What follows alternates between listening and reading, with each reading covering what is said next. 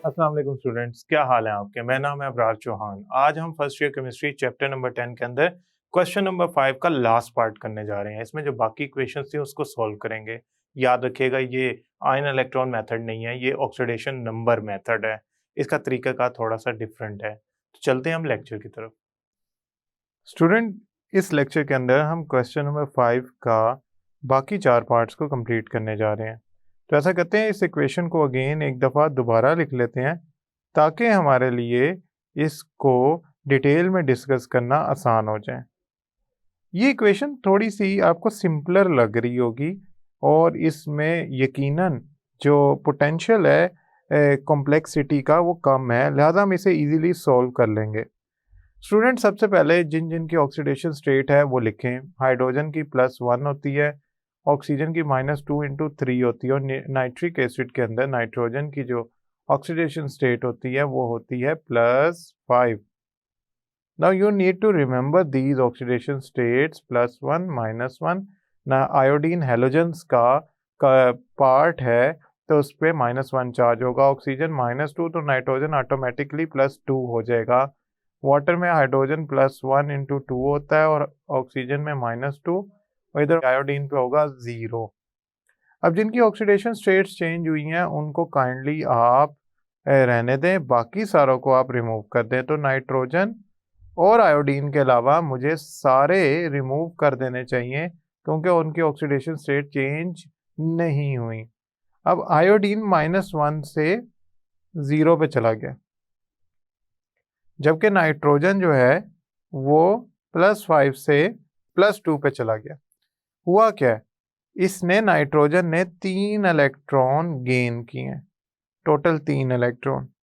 इधर आयोडीन ने 1 electron lose किया है तो वो 0 पे चला गया, यानी कि -1 से 0 पे जाने का मतलब है ऑक्सीडेशन स्टेट बढ़ी है।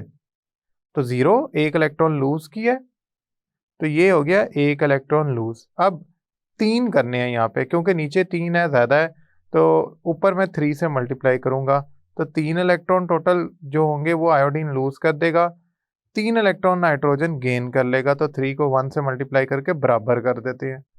तो इसका मतलब मैं HNO3 के साथ 1 लिखूँ या ना लिखूँ, क्योंकि मैंने 1 से मल्टीप्लाई किया है, लेकिन HI के साथ 3 ज़रूर लिखूँगा। ये ले मैंने 3 लिख दिया HI के साथ बैलेंस करने के लिए। अब अगर यहाँ पे 3 आया है तो दूसरी तरफ तो I2 है, दूसरी तरफ तो I2 है, तो हमारे पास ये बैलेंस होने के लिए डेसिमल में जाना शुरू हो जाएगी। तो ऐसी सिचुएशन में जब आपके पास दूसरी तरफ 2 इवन और ऑड का फर्क आ जाए, आपने एक स्टेप एक्स्ट्रा करना है। वो स्टेप क्या है, ये देखें, ये जो आपने 3 लिखा है ना, ये अभी नहीं लिखना। और बैलेंस करने के लिए आपने करना ये है कि 1 इलेक्ट्रॉन लूज किया, उस स्टेप से दोबारा से स्टार्ट करना है। तो लिहाजा मैं वो स्टेप दोबारा से करूंगा। ये मैंने इसीलिए करते करते वहां पे पहुंचा ताकि आप समझ जाएं कि ये स्टेप किस तरह परफॉर्म होने हैं। देखें, एक आयोडीन 1 इलेक्ट्रॉन लूज करके एक I0 बना रही है, यहाँ तो I2 है ना, I2 है, तो इट मीन मुझे यहाँ पे 2 लिख लेना चाहिए ताकि मेरी इक्वेशन में ये जो मसला है इवन ऑड का ये बराबर हो जाए। अब आयोडीन दोनों तरफ बराबर हो गई हैं, तो अब मेरे पास 2 आयोडीन 2 इलेक्ट्रॉन लूज कर रही हैं। अब मैं क्या करूँगा, अब मैं इसको बैलेंस करने के लिए क्या करूँगा, जो मेरे पास ऊपर 2 इलेक्ट्रॉन है, नीचे 3 इलेक्ट्रॉन गेन हो रहे हैं, ऊपर 2 इलेक्ट्रॉन लूज हो रहे हैं, तो मैं इसको 3 से मल्टीप्लाई कर दूंगा, ये 6 इलेक्ट्रॉन बन गए। नीचे वाले को 2 से मल्टीप्लाई कर दूंगा, ये भी 6 इलेक्ट्रॉन बन गए। तो स्टूडेंट, अब ये जो मैंने 2 लिखा है ना, ये 2 तो HI के साथ था ही था, इसके साथ अब 3 भी मल्टीप्लाई करना है, तो ये टोटल कितना हो जाएगा, ये टोटल वैल्यू हो जाएगी 6। तो मैं ऐसा करता हूँ, इसको रिमूव करके इसकी जगह 6 लिख लेता हूँ। अगर इस तरफ 6 आयोडाइड आयंस हैं जो इलेक्ट्रॉन लूज कर रहे हैं, तो दूसरी तरफ भी आपको 6 ही करने पड़ेंगे, तो यहाँ मैं 3 कर लेता हूँ। अब इस तरफ चलते हैं, HNO3। अब हाइड्रोजन आयोडाइड बैलेंस हो गया, HNO3 को 2 से मल्टीप्लाई करना है, ये 2 से मल्टीप्लाई कर दिया, तो इधर भी 2 से मल्टीप्लाई करूंगा। अब स्टूडेंट, अपेरेंटली इस इक्वेशन में मुकम्मल बैलेंसिंग हो गई है। कैसे, देखें, 6 हाइड्रोजन ये हैं और 2 हाइड्रोजन ये हैं, तो ये कितने हो गए, 8 हाइड्रोजन, तो यहाँ पे मैं लगा देता हूँ 4। अब मैं देखता हूँ मेरे पास ऑक्सीजन कितने हैं। देखें 4 और 2 यानी कि 4 इसके अंदर ऑक्सीजन, 2 इसके अंदर ऑक्सीजन, 6 हो गए टोटल ऑक्सीजन, और इधर भी 6 है। ऑक्सीजन ऑटोमेटिकली बैलेंस हो जाता है। तो मेरे पास जो टोटल आंसर इक्वेशन का बना वो ये बना। अब मैं ऐसा करता हूँ, इस इक्वेशन को दोबारा लिखता हूँ by simpler in simpler form, ताकि आपको ये इजीली कॉम्प्रीहेंड हो जाए equation. HNO3 2 6HI makes 2NO plus 4 water molecule plus 3I2। इसमें एक एक्स्ट्रा स्टेप था जो मैंने आपको समझा दिया। Now let's move on toward the next part. Okay, now student, we have the equation copper plus sulfuric acid makes copper sulfate, sulfur dioxide. Copper plus sulfuric acid makes copper sulfate, sulfur dioxide and water। अगर आप गौर करें तो इसमें sulphur की oxidation state, मुझे लग रहा है कि इसे सल्फ्यूरिक एसिड को 2 दफ़ा लिखना पड़ेगा, क्योंकि एक दफ़ा सल्फेट है, दूसरी तरफ सल्फर डाइऑक्साइड है। सो समहाउ सल्फर की ऑक्सीडेशन स्टेट चेंज हुई होगी। आपको याद होगा लास्ट लेक्चर में मैंने आपको कैलकुलेट करके बताई थी सल्फर की ऑक्सीडेशन स्टेट। समहाउ मैं 1 बाय 1 सारों की ऑक्सीडेशन स्टेट लिखता हूँ। कॉपर एलिमेंटल फॉर्म में, अलग इसकी ऑक्सीडेशन स्टेट होगी 0। जो हाइड्रोजन है उसकी ऑक्सीडेशन स्टेट +1 × 2 होगी। सल्फर की ऑक्सीडेशन स्टेट +6 होगी। ऑक्सीजन की ऑक्सीडेशन स्टेट होती है -2, और कितने ऑक्सीजन है 4, तो वो होगी 4 टाइम्स -2। कॉपर जो है वो +2 होगा, क्योंकि सल्फेट ओवरऑल -2 होता है। सल्फेट में सल्फर की क्या होती है +6, और ऑक्सीजन कितना होता है -2 × 4। इधर ऑक्सीजन -2 × 2 टाइम्स है, तो सल्फर कितना होगा +4, हाइड्रोजन होगा +1 × 2, ऑक्सीजन होगा -2। अब जिनकी ऑक्सीडेशन स्टेट चेंज हो रही है उनको लिखा रहने दें, और जिनकी नहीं चेंज हो रही उनको मिटा दें। पहली बात तो ये है कि H2SO4 मुझे 2 दफ़ा लिखना पड़ेगा, क्यों उसमें मौजूद सल्फर ऑक्सीडेशन स्टेट चेंज कर भी रहा है और कांस्टेंट भी मेंटेन कर रहा है। कांस्टेंट कहाँ मेंटेन कर रहा है, इधर। कहाँ चेंज कर रहा है, इस जगह पे। तो जिसकी वजह से मुझे ये 2 दफ़ा लिखना पड़ रहा है। तो मैं ऐसा करता हूँ, जो ऑक्सीडेशन स्टेट चेंज नहीं हो रही उनको मिटा देता हूँ। ऑक्सीजन वाटर में हाइड्रोजन और ऑक्सीजन, इधर सल्फर में ऑक्सीजन, सल्फेट में ऑक्सीजन, और इधर hydrogen. Now this is a clean equation. अब मैं जहाँ जहाँ ऑक्सीडेशन स्टेट चेंज हो रही है उनको मेंशन करता हूँ। इधर मैं सल्फर की ऑक्सीडेशन स्टेट चेंज नहीं हुई, इधर इसको भी रिमूव कर देता हूँ। तो ये +6 से +4 हो गई, ये यहाँ पे चेंज हुई है सल्फर की ऑक्सीडेशन स्टेट। और कॉपर की 0 से +2 हो गई। ऊपर सल्फर ने 2 इलेक्ट्रॉन गेन किए हैं। कितने इलेक्ट्रॉन गेन किए हैं, 2 इलेक्ट्रॉन गेन किए। नीचे कॉपर ने कितने इलेक्ट्रॉन लूज किए हैं, 2 इलेक्ट्रॉन लूज किए। तो लिहाजा मेरे लिए तो ये बराबर है, क्योंकि मुझे किसी से मल्टीप्लाई नहीं करना पड़ रहा। क्यों, ऊपर 2 इलेक्ट्रॉन लूज हुए, नीचे 2 इलेक्ट्रॉन गेन हुए। लिहाजा ये वाला हिस्सा मुझे बैलेंस करने की जरूरत नहीं है, वो पार्ट्स जो ऑक्सीडाइज या रिड्यूस हुए हैं। सो मैं ऐसा करता हूँ, हाइड्रोजन देखता हूँ। देखें हाइड्रोजन, अच्छा सल्फर वैसे गिन लेता हूँ। एक ये सल्फर है, एक ये, 2 सल्फर हो गए रिएक्टेंट्स के अंदर, 2 सल्फर प्रोडक्ट के अंदर, एक सल्फर ये है, एक ये, 2 हो गए प्रोडक्ट के अंदर। तो मेरे सल्फर भी बैलेंस है। ओके, हाइड्रोजन टोटल 2 और 2 4 हैं, तो मेरे पास जो प्रोडक्ट है उसमें 2 हैं। तो मैं ऐसा करता हूँ, ये प्लस का साइन जो होता है इसको थोड़ा सा आगे लिख के वाटर के साथ 2 लगा देता हूँ, तो ये हो गया मेरा 2। अब ऑक्सीजन ऑटोमेटिकली बैलेंस हो जाएगा। आप इसको, होमवर्क है आपका कि आपने चेक करना है कि ऑक्सीजन कैसे बैलेंस हुआ है। मेरे लिए ये दोनों बैलेंस है, तो मैं अब इस इक्वेशन को प्रॉपरली लिखता हूँ। 2 सल्फ्यूरिक एसिड, कॉपर प्लस कितने सल्फ्यूरिक एसिड है, 2, तो मैं लिखूंगा 2 sulphuric acid makes copper sulphate sulphur dioxide plus 2 water molecules. Now student, इसमें ये ऐसा एक क्वेश्चन था जिसमें ऑलरेडी बैलेंस्ड है इलेक्ट्रॉन, लिहाजा जो चीज़ें ऑक्सीडाइज या रिड्यूस हुई हैं उनको मैंने छेड़ा ही नहीं। अब मैं चलता हूँ नेक्स्ट टॉपिक की तरफ। Now student, let's balance this equation. पहले हम इसको लिख लेते हैं, HI sulphuric acid makes I2 SO2 and water. अब मैं क्या करूंगा, इसकी स्केलेटल फॉर्म लिखूंगा in terms of the way कि इसमें हर एक के ऑक्सीडेशन नंबर शो हो जाए। Hydrogen +1, iodine -1, hydrogen +1 into 2, oxygen 4 है, ठीक है। तो ये -2 एक पे होता है तो 4 पे कितना हुआ, 4। अभी मैंने आपको बताया था सल्फर सल्फ्यूरिक एसिड में +6 ऑक्सीडेशन नंबर रखता है। आयोडीन एलिमेंटल फॉर्म में है तो मैं इसका ऑक्सीडेशन नंबर जो है वो 0 कंसिडर करता हूँ। सल्फर जो है इसका ऑक्सीडेशन नंबर मैं ऑक्सीजन से देखकर अंदाज़ा लगा लेता हूँ, वो होगा +4 क्योंकि ऑक्सीजन का -2 इंटू 2 है। वाटर में एज यूजुअल +1 हाइड्रोजन होगा 2 टाइम्स और ऑक्सीजन होगा -2। Now what we should do, we should remove those oxidation number which are not changing.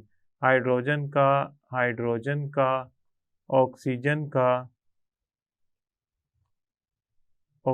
का एंड हाइड्रोजन का और ऑक्सीजन का। Now we have 2 different parts. Sulphur +6 से +4 में जा रहा है, आयोडीन -1 से I2 में जा रहा है। अब आप देखें दोबारा, इधर 1 I है, I-1 है, उधर I2 है, तो ये तो इवन नहीं है, ये तो एक ओड है एक इवन है, तो मुझे इधर क्या इससे मल्टीप्लाई करना पड़ेगा 2 से, वरना मैं दोबारा 1-2 स्टेप करने के बाद पहुंचूंगा कि यहाँ तो मुझे 2 से मल्टीप्लाई करना चाहिए था। तो पहले मैं यहाँ 2 से मल्टीप्लाई करके अब मैं इस इक्वेशन को बैलेंस करता हूँ। 2 हाइड्रोजन आयोडाइड 2 इलेक्ट्रॉन लूज कर रहे हैं और एक सल्फर 2 इलेक्ट्रॉन गेन कर रहा है, तो this should be 2 electron gain. तो ये तो बैलेंस है, इनको तो छेड़ने की जरूरत ही नहीं है। Now let's balance hydrogen then. Hydrogen इस तरफ 4 हैं, किस तरह जरा देखते हैं स्टूडेंट, गौर से देखिएगा। मैं हाइड्रोजन को हाईलाइट करने लगा हूं, ये 2 हाइड्रोजन और ये 2 हाइड्रोजन, कितने हो गए टोटल, 4। और प्रोडक्ट में 2 हाइड्रोजन है तो ये कितने हो गए टोटल, 2। तो मुझे इधर किससे मल्टीप्लाई करना पड़ेगा, मुझे इधर 2 से मल्टीप्लाई करना पड़ेगा। अब हाइड्रोजन बैलेंस हो गया, ऑक्सीजन ऑटोमेटिकली बैलेंस हो जाएंगे, 4 हो जाएंगे। कैसे, 2 ये और 2 इससे मल्टीप्लाई हुआ है तो 4 हो गए और रिएक्टेंट में भी 4 है। सो मेरी इक्वेशन बैलेंस हो गई। तो मैं इक्वेशन को दोबारा लिखता हूँ, मेरी इक्वेशन बन गई 2 hydrogen iodide makes sulphuric acid equals to iodine plus sulphur dioxide plus 2 water molecule. Now this equation is balanced. So ये काफ़ी इजी थी as compare to other equation. तो ज़रूरी नहीं है कि समटाइम ऐसा भी होता है कि वो हमें ट्रिक्स यूज़ करनी पड़ती हैं उसको बैलेंस करने के लिए। जैसे ये मैंने हाइड्रोजन आयोडाइड के साथ पहले 2 लगा दिया क्योंकि इवन और ऑड का फर्क आ जाना था, but somehow this is how we will balance this equation. Now student, we are going to balance last equation. अब हम चलते हैं लास्ट इक्वेशन की तरफ इस क्वेश्चन के। So let's write down this equation, NaCl plus sulfuric acid plus MnO2 makes sodium sulfate,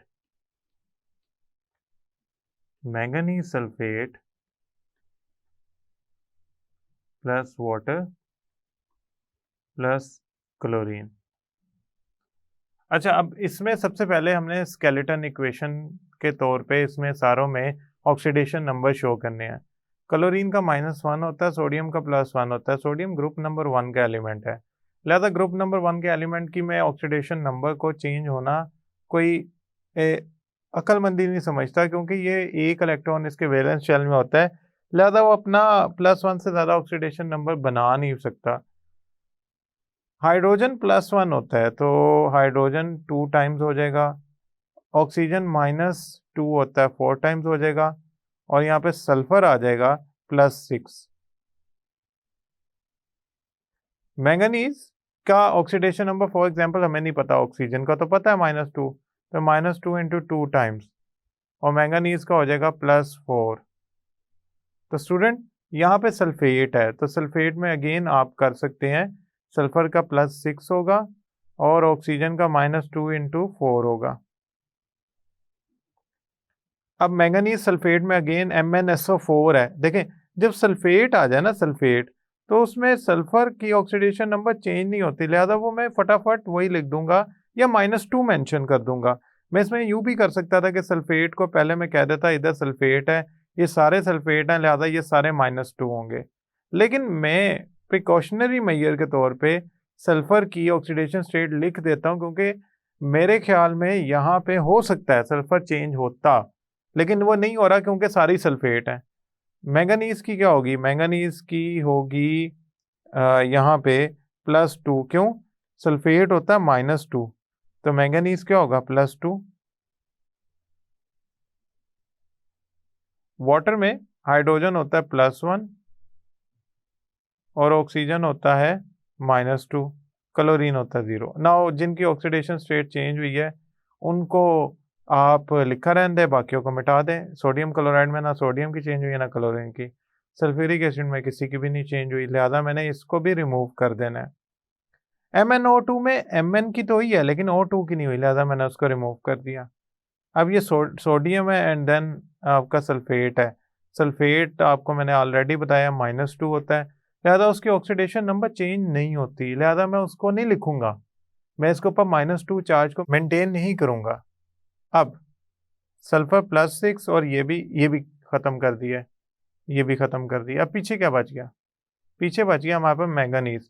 manganese +4 से +2 पे गया, और क्लोरीन, क्लोरीन की ऑक्सीडेशन स्टेट यहाँ पे ये -1 हमें नहीं मिटानी चाहिए थी, क्यों? क्लोरीन की ऑक्सीडेशन स्टेट चेंज हुई है, -1 से 0 पे गया, तो ये मैंने -1 दोबारा लिख के एरो लगा के शो कर दिया कि ये 0 पे गया। नाउ स्टूडेंट मैं ऐसा करता हूँ, इस एरो को थोड़ा रिफाइन कर लेता हूँ। Now this look better. Now student अब क्या करना है, देखें ये -1 से 0 पे गया, इसका मतलब इसने एक इलेक्ट्रॉन लूज किया है, ऑक्सीडेशन नंबर बढ़ा है, तो इलेक्ट्रॉन जो है वो लूज हुआ है, उसका लॉस हुआ है।